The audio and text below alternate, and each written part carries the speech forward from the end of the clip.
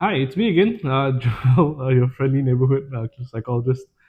So today we're going to be unraveling a bunch of myths, or at least going through some myths about psychology, and then we'll see where it takes us. Okay. All right. First one: Myers-Briggs personality test is reliable. Great question. So the answer is yes and no, right? I think with Myers-Briggs personality test or any personality test for that matter, lah, whether it's the new PIR or the PAI, for example, and all the kind of things, they are reliable to a certain extent because what this test measures are personality states, right? Personality states means what you are or how you are right now, right? So there are personality traits and personality states. States means that what you're going through right now, like this phase of life, this is what your personality is like. But there are also personality traits which are more stable. Like for example, someone who's generally a bit more anxious, a bit more careful, you find that that's quite stable over time. But if let's say, for example, you're right now in a leadership position, then you show more leadership states lah, in that sense, lah, right? So Myers-Briggs is reliable, but it examines only a personality state. So what's happening to you right now? Meaning to say that, if let's say you did the Myers-Briggs when you were 15 versus when you were 25 or when you're 55, what you'll find is that this test results actually change over time, right? So like me, for myself, for example, right? When I did the Myers-Briggs, is it Myers-Briggs? Yeah, Myers-Briggs. I did it when I was about 21. My results showed that I was more, counseling type traits. I want to help people, which makes sense and is good because I'm a therapist, and all that kind of very nurturing, that kind of thing. I did it again, I think, about a couple of years ago, right? So it's 15 years in between, and it was replaced with a lot more personality domains such as leadership, advocacy, teaching, and that kind of thing, right? So this is a good example of how it can evolve over time, right? So the counseling traits are still there; it's just diminished a little bit, and then it's escalation in the leadership traits and things like that, right? So that's what I meant by it's reliable and it's not. It really depends on what you're testing, right? So Myers-Briggs will be reliable for the states, what's going on right now in your life, but not so much the traits. And this can change over time. Okay, great. This one. Letterman does a much better job at that. Anyway, second one, second myth. Children cannot have mental health disorders. Absolute myth, right? That's not true at all, right? Children can have mental health disorders. So the bread and butter cases like depression, anxiety that adults have, children can have as well. They're not immune towards it, right?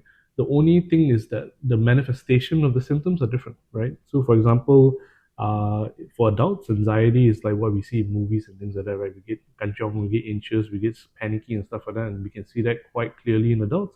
With children, it manifests a bit differently. Reason for this is because emotionally, children have not really matured yet, right? Cognitively as well. So the way they express concerns, frustrations is also very different, right? Those of you guys who have kids at home, babies at home, you know this for a fact, right? The child's main modes of communication, we're talking about babies here, are two, right? Laugh when they're happy, cry when they're sad. And so regardless of what happens in between, there's no fine lines, right? There's no in betweens. It's either happy or sad. That's it, right? And this extends to children as well. So when they're anxious, when they're depressed, more often than not, it manifests itself in anger, sadness, crying, throwing tantrums and things like that. So it's very limited in the range of emotions that they can express. Lah. So that doesn't mean that they don't have mental disorders. They do have. It's just that it comes across differently in that sense, right? It's quite nuanced in that sense, right? If you guys are interested in finding out more, if you guys check out the DSM, the Diagnostic and Statistical Manual for Mental Health Disorders, fifth edition, yeah, text revise, new updates. You can find out more about that, how this will manifest in children, right? Okay, next, let's try again.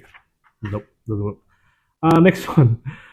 Myth, you must be going through something huge or tragic to be going for therapy. Again, a huge, massive myth, right? This is absolutely untrue, right? Therapy is for anyone and for anything, right? And it's not anyone's position or anyone's right to determine when you should come in for therapy or not, right? People across history have tried to determine this. They say that, oh, you deserve therapy, you don't. Some insurance companies love dictating this as well, which is unfortunate. Our own government in Malaysia also tried doing that as well, trying to dictate what is a mental health disorder or not in Parliament sitting a couple of months back. But that's absolutely not true, right? I think a good way to understand this is the understanding the premise of therapy. Therapy is to help you overcome issues and struggles that you're going through, right? So for us, the definition of or the threshold of when therapy is right for you is when it's important enough for you to come in for therapy, right? So what I mean by that is that because everyone has different thresholds, different requirements to come in for therapy, when you are struggling with something, when it's on your mind more often than not, when it's interrupting your ability to function at work or at home or with your relationships with your family, your friends, your romantic partners, and things like that, that is the threshold that we use to decide when it's right to come in for therapy or not, right? So it doesn't have to be huge or tragic, right? So for some people, it could be because, I don't have enough money to put food on the table and that's really troubling me and I go for therapy for that. For some people, because, I can't afford the latest iPhone, right? I know people say first world problems and all that, but that's not fair, lah, right? Whatever trouble you're going through is whatever trouble you're going through. And if it's troubling you enough, then therapy is right for you. Okay? Right, next. Bad parenting causes mental conditions in adolescence. Ooh, that's a big one. Um, yes and no, right? I think this one goes back to that whole idea of nurture versus nature, right? So you know how with nature, what they mean by that is that we all have pre-existing conditions, like either genetically or through our family history, for example, and things like that, that makes us more likely or more susceptible to certain disorders or conditions. So you think about medical conditions like diabetes, high blood pressure, cholesterol, and things like that. If you have a history of that in your family, you're more likely to have it, right? So that's nature. Nurture, on the other hand, is basically what happens when you are influenced by your surroundings, right? Your family members, your school interactions, your friendships, and things like that, right? So those things influence you. So that's nurture, right? So when coming to this thing here, the reason why I say yes and no is because it really depends, right? So bad parenting can have a huge influence on someone's mental health when they grow up, but it's not the only determinant, right? So I give you guys an example.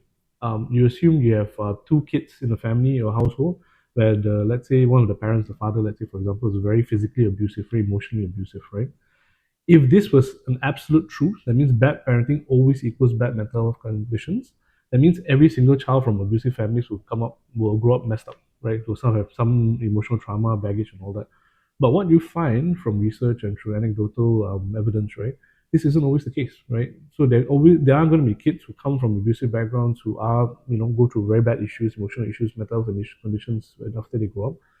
But equally, there are also kids who grow up perfectly fine. If anything, they hypercompensate for it, lah. I mean, you could call it a mental condition in on its own, lah. They're responding to that trauma in the past. But they're cool. They're coping okay. They're functioning okay as well, right? So I think this one depends on, yes, the nurture, how bad the parenting is, but also the person as well, lah, right? Yeah, and that's also the reason why not everyone who comes from war-torn countries, for example, or displaced from their own countries, not all of them go through bad mental health. Some of them are pretty resilient and they do quite well after that as well. Okay, next one. OCD only makes perfectionists or clean freak. Can I just add that whoever wrote this note here, I think purposely wrote the only, scratch it out of that just to trigger someone's OCD, right? No, thankfully, I don't have that. This is a myth, right? So I think the problem with OCD is that it's very popular in media, right? Meaning to say that this is a very popular disorder in the TV shows that we watch, the movies that we watch, and things like that, right? And the reason why I say it's popular is because it's a very, or at least it's portrayed as a very physical, very outward kind of a disorder. It means you can see it happening, right? So as opposed to someone who's going through, let's say, depression or stress, it's harder to show on screen, right? OCD is very physical in most cases, right? And that used to do with the compulsion. So that's when people wash their hands or they start counting the cracks on the walls, or whatever it is, right? So that's why it's very popular. But the problem with that is that it also means that it's very, excuse the language, bastardized, meaning to say that it's a very skewed version of OCD that they're portraying on screen, right? So the one that you see on screen usually when they are very perfectionists or clean freaks, it can be OCD, but it's not only that, right? So, and to be fair, even if it's OCD also, it's a relatively milder form of perfectionism, and being a clean freak is fairly mild, right? The more typical clinical cases of OCD are when people, wash their hands till they bleed, when they stay at home and they count how many times they lock the door to a point where it takes them 3 hours extra to get out of the house. So that's the extreme clinical forms of OCD, right? These ones that we're talking about here, if again, I don't know, we need to do a diagnosis to figure out for a fact, but more often than not, this would actually be OCPD. So it's obsessive compulsive personality disorder. So it's almost like a simpler way to understand it would be like almost like baby OCD sort of kind of thing, right? So it's not full blown OCD, meaning to say that they can function when they don't wash their hands, they can function when they don't count cracks on the floor and things like that. But these guys are perfectionists. These are the guys who you go holiday with them. They'll tell you that 9 o'clock we'll wake up, 9:05 brush teeth, 9:10 finish toilet, 9:15 we go down for breakfast, that kind of thing, right? So that's the perfectionistic trait in them, in that sense, right? So that's OCPD. So there's not only OCD that makes someone a perfectionist or a clean freak. Okay. Next one. Mental illness makes people more creative and artistic. This is actually a really interesting one, right? Not all mental health disorders make people more creative, but there is one particular one that does. You see, okay, this is a correlation, not causation kind of thing, right? Meaning to say that there is a high correlation of people with this mental illness than other mental health disorders, in that sense, right? And the one I'm talking about here is bipolar disorder, right? So with bipolar disorder, generally speaking, right, it's called bipolar because someone oscillates between two polar opposites, right? And usually it has to have the depressive polar, and then the manic polar after that, right? So depression, we know that. So when someone feels really sad, really down and out, and all that kind of good stuff. And then the opposite is mania, right? When they're manic. And manic is when they get very high, they get very creative, they get very extroverted, they get very expressive, very demonstrative, and things like that, right? So you do find that a lot of creative people, singers, artists, and things like that, they do have a history of bipolar disorder many times. Not all the time, but many times, right? And it kind of makes sense, right? So when they are in their melancholic, depressive stage, that's when they get very introspective and they start writing content like poetry, songs, scripts, and things like that. And then when they perform on stage, they had the manic side comes up, and then they get very extroverted, very loud, and things like this. Unless I'm much mistaken, two very famous celebrities who unfortunately who passed on with bipolar disorder was Robin Williams and also the Linkin Park frontman. So this is a good example of what I meant by this bipolarness of them, or the disorders they're going through helps elevate their creativity. Okay, so yes, this is true to a certain extent. Myth: more people have mental health issues nowadays. Um, This one is a maybe, right? And the reason why I say that is because I don't have any data to back me up. And to be fair, especially in Malaysia, there's no data because there is no data. No one's actually collected data in that to that extent on mental health that far back, in that sense, right? And the reason why I say that is this, right? We know that things like depression and anxiety have existed for many, many years now, right? It's not a new thing. It's been around forever, right? But it is a trend now that we're seeing a lot more people who are being diagnosed with depression and anxiety. Let's just use those two for now, right? Let's not expand it anymore.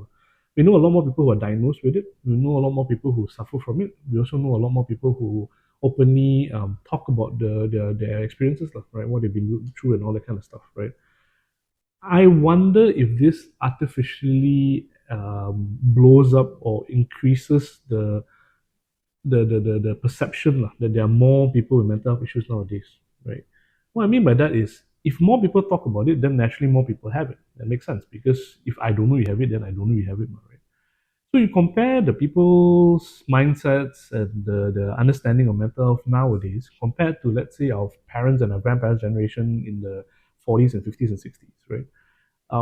Our parents, grandparents, they had the mentality where it's the grit your teeth and bear with it kind of thing, right? They're not going to complain. If I have to work 20 hours a day, oh, okay, that's exaggeration. 18 hours a day to put food on the table, I'm going to do it, right? It's almost, and I've heard people say this as well. I don't have time to be depressed. I don't have time to be sad and moping and things like that because I need to survive. I need to take care of my family, right? So when I hear things like this, it makes me wonder whether or not it's more people have mental health issues nowadays, or it was the same amount now and back then. It's just that last time it was underreported lah. Because one, people like they say they don't have time to be sick or have a breakdown or things like that, or two, they don't know about it, right? So like I said just now, you don't know what you don't know until you know it, right? So if you don't know what depression is or anxiety is, I wonder you can't report it. I just feel sad. I feel down. It's just something that I have to deal with, and then off I go in that sense, right? So for this one, my answer is I don't know if it's a myth or not, right? My suspicion, my honest suspicion is that people have always had the same amount of mental health issues. It's just that it was because it was less well known and people don't talk about it. They just bear with it and they don't report it. So we don't know that people have it. But now that people are talking about it a lot more, there's a lot more awareness about it. I think that's why there's an increase, I suppose, in mental health issues nowadays. Yeah, right, good one. Last one. People with schizophrenia have split personalities. I'd say this is a myth, but it's a technicality here, lah, right? So schizophrenia is schizophrenia, right? Schizophrenia is when someone has psychosis, right? And psychosis is basically when someone has hallucinations. That means to say that they see things, hear things, smell things, touch things, taste things that are not there. And also delusions. Delusions are basically when they believe things that are not the other people finding it very hard to believe. Lah. Or another way to put it, they exist in a reality that's different from ours, lah, right? Ours being the general population of the popular reality, lah, basically, lah, right? So a combination of those two would be classified as schizophrenia, lah, basically, right? That means, when I see things that are not there, hear things that are not there, and I believe things that are not believable by anyone else, that's schizophrenia, right? Now, split personalities is a different disorder altogether. The modern term, the current term that they use is called DID. This is a tongue twister.